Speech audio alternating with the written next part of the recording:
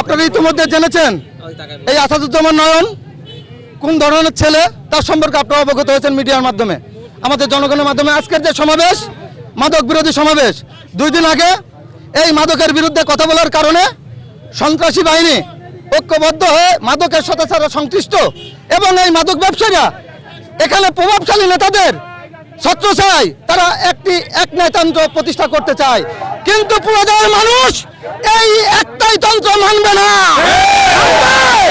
এই মাদকের বিরুদ্ধে নয়ন যেভাবে সোচ্চার ভূমিকা রেখেছে, নয়নকে যেভাবে আঘাত করা হয়েছে, তারই প্রতিবাদের পক্ষে আমরা ছাত্র জনতা এলাকাবাসী ঐক্যবদ্ধ হয়ে আজকের এই মিছিলের ডাক দিয়েছি। আজকের প্রমাণ করে এই পুরোদয় ইউনিয়নে, পুরোদয়ের মাটিতে মাদক ব্যবসায়ীদের কোনো ঠাঁই নাই। সেই সাথে আমি আরো বলতে চাই, মাদক ব্যবসায়ীদের যেসব নেতা কর্মীরা শেল্টার দিচ্ছেন তাদেরকে হুঁশিয়ার করে বলতে চাই, আপনারা সময় থাকতে সাবধান হন, তাহলে আপনাদের পিঠের চামড়া থাকবে না। বিগত 2 দিন আগে মাদকের বিরুদ্ধে কথা বলার জন্য আমার ছোট ভাই আসাদুজ্জামান নয়নের উপর অতর্কিত হামলা হয়েছে। যারা মাদক ব্যবসায়ী আমাদের এলাকায়, তারা অবৈধ টাকা ইনকাম করে সন্ত্রাসী কর্মকাণ্ড চালিয়ে যাচ্ছে। তারা অবৈধ টাকার শক্তিতে অনেক অস্ত্রপাতি কিনে বিভিন্ন নিরীহ লোকদের উপর তারা এই অত্যাচার অনেক দিন ধরে করে যাচ্ছে। আমরা এই পোলাদা এলাকাকে মাদক এবং সন্ত্রাসী মুক্ত চাই, মাদক মুক্ত পোলাদা চাই।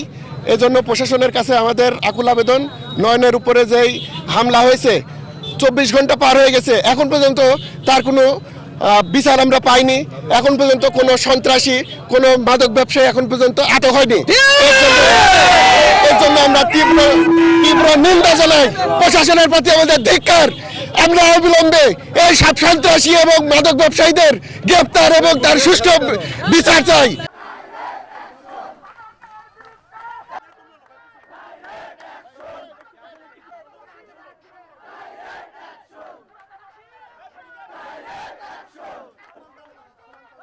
Direct action!